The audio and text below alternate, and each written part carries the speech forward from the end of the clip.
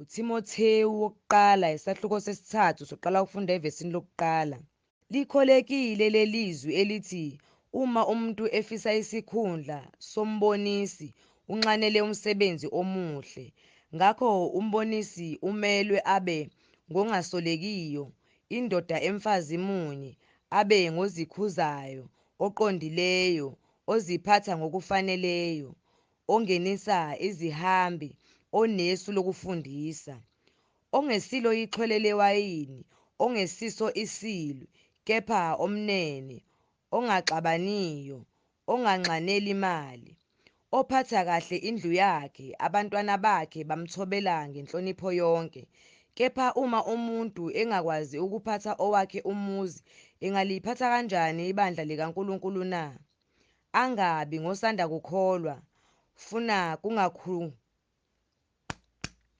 funa ngokukhukhumala ayele ekulahlweni kukaSathane.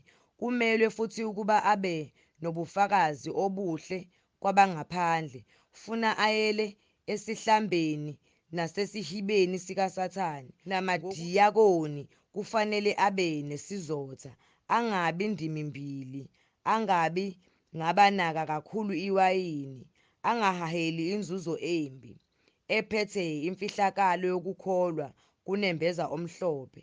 Nalabo mabaqale bahlolwe andukuba babe ngamadiyakoni uma bengasoleki.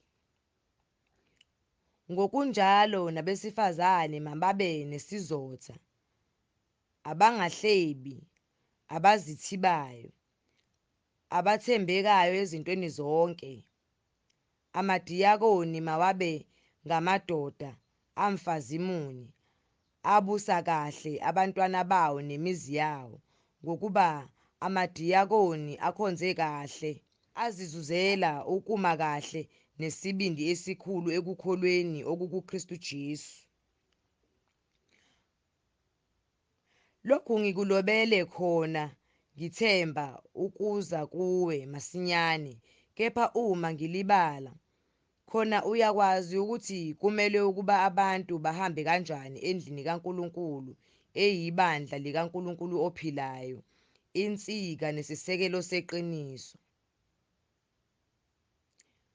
Kuvunyiwe ukuthi inkulu imfihlakalo yokukhonza uNkulunkulu yokuthi owabonakaliswa enyameni, walungisiswa emoyeni, wabonwa yizingelosi, washunyayelwa ezizweni, wakholeka ezweni, waphakanyiselwa enkazimulweni.